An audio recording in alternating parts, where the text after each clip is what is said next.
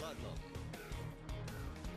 Good evening, everyone. We are in week number 6, and that means a usual rival of our small schools. 2 undefeated teams meeting up as the Forest Park Trojans host North Dickinson for the Trojans homecoming contest. This is a revenge match for last year as the Nordics won 55-27 over the Trojans. Light rain falling, and not sure if that meant anything on this first play because pop, there goes the football, and Jeff Johnson is going to scoop it up as Logan O'Neill dropped it, and it's 70 yards later. Forest Park is in front by the count of 6-0. The Nordics, though, not deterred by that at all. The handoff here to Noah Berg, and Noah finds lots of green grass in front of him. He is going to be tackled after about 62 yards. Matt Schultz would score from there, 7-6 Nordics. And trust me, here comes the touchdown. That's Matt Schultz right there. However, we're not done, as Forest Park will say something about that. Lee Graff is still number 2. He may be number 1 in your hearts in part of Iron County, and he's going to go 45 yards on this play inside the 40-yard line. In the second quarter, Graff will take the handoff and kind of tiptoe into the end zone, and the Trojans are back in front. Then off a turnover. Oh, Bill Santilli getting tricky at his old age. That's Graff with the fake handoff and puts that one in. He had 3 touchdowns on the night.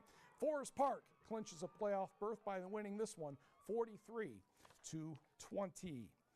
Let's go to Marquette. The Redmen need a victory to get into the playoffs because they have an 8-game schedule, and their 5th victory will take care of that. First quarter action, and oh my goodness, no gain for Alex Patterson. Larry Burnett, Gabe Apple, Bowden Glass among the tacklers. Coming back the other way for the Redmen, Brett Place, Shane Duquette. Yes, that's a touchdown. A little more than halfway through the first quarter. It's 7-0 Marquette. Let's go to the second quarter now, and Place is trying to go up top once again. He is looking for Duquette again, but he's throwing in the double coverage, and Dan Harrington will make the nice interception for the Maize and Blue. Late in the half, 4th and 15 on Marquette's 24. Joe Hofer looking deep to the end zone. Brody Sundquist, no, not able to connect. Marquette led 7-0 at the half, and Marquette is in the playoffs. The Redmen score a couple touchdowns in the second half of the field goal to win 24-0. Meanwhile, Gladstone still looking for win number 1. Sault Ste. Marie, not the best visitor tonight. That's Justin Delisle. He's going to gain 40 on this play, and that will get down to the Braves' 5-yard line. That set up a Raynell Anderson touchdown, 14-0 to Sioux. Back comes Gladstone. Sam Pouliot rolling to the far side. He's looking for David Dykowski, and yes, he makes the catch. He is tackled just short of the goal line, 49 yards on the play. Second quarter now, the drive continues, and Tyler Wells, ooh, that was easy. 4-yard touchdown. Gladstone is on the board, but the Blue Devils would break it open. Mr. Anderson is a pretty darn good runner. He had 189 yards on 14 carries and a couple of scores. Delisle 115 and 2 scores. Blue Devils, your winner, 45-22. On the scoreboard, Menomonee stays undefeated, clinches a playoff berth, 44-0 over Escanaba. West Iron County's in the playoffs as well. They get win number 6, 41-0 over injury played Calumet. Northland Pines rolls past Houghton 55-16. Lakeland and Hubble gets past Hancock 24-6. Iron Mountain's back in the win column. Mountaineers 41, Manistee 12. And Ishpeming only scored 16 points in the first half. Port Crandon. Ishpeming then scored on a regular basis in the second half, 45-0. Now the Hematites may have been looking ahead to next week's game with Gani. Gani at homecoming against Norway. Second quarter, 14-0 Maize and Blue. And say hello to Tyler Windall. And say goodbye to Tyler Windall. He found a gap. This one's good for 50 or so yards. 2-point conversion, no good, 20-0 Nagani.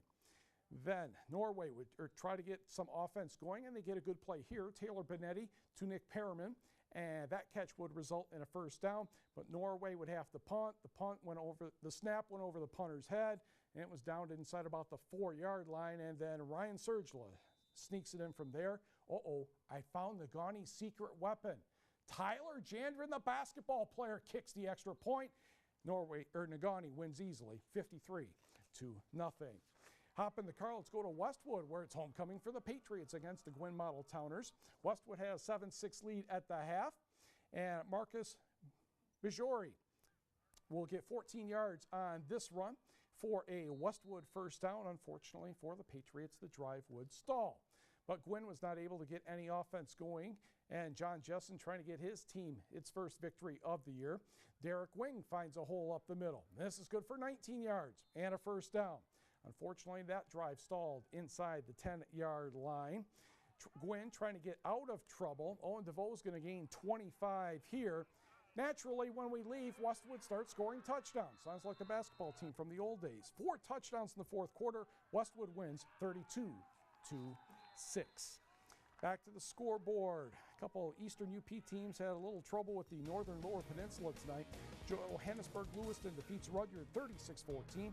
Mansalona 42, Pickford 6. North Central defeats Newberry 28-12. And Hunter Messerschmidt had a couple of touchdowns for Park River Harris. The Broncos are playing better. They defeat Stevenson 32-24. Let's go to Baraga County. And in this case, Ironwood against Lance. And apparently it's homecoming at Purple Hornet Country, too. Third quarter, Lance up a couple of touchdowns, and it's Denver Sherrill with the ball for Ironwood. He's going to go into the end zone from 18 yards. Ironwood misses the point, so it's 21-13 Lance. Not a problem, though, for Mark Leaf and his team. Ryan Beaupre had a touchdown negated by a penalty earlier, and he won't have this one negated by anything. 70 yards and a touchdown, and Lance is back in command, 28-13. So the Red Devils trying to counter that. Adam Mackey looking to pass, but he is going to be intercepted by Brandon Kempinen, who had a pretty good night. He had a couple of touchdowns. Jacob Ostermeyer would recover the fumble there. Purple Hornets capitalized. Beaupre again will score. This one's good for 56 yards. And Lance having a nice season, winning this one 41-13. Hop in the car, let's go to Baraga. Hey, guess what? It's homecoming at Baraga, too. The Vikings taking on the very good Hurley Midgets. 48-yard line, Dylan Huckstad back to pass. The ball is tipped, and Mark Sari is there for the interception.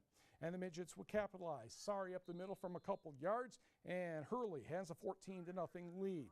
Baraga would come back on the next drive. Eddie Ling takes the handoff. He goes to the right.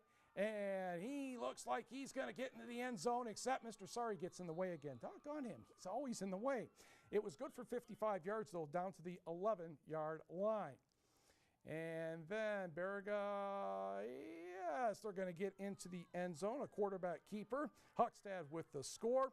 And Hurley still has the lead at 14-8, but Hurley would keep scoring after that and go on to win 52-8. Mark Sari went over 1,000 yards for the season.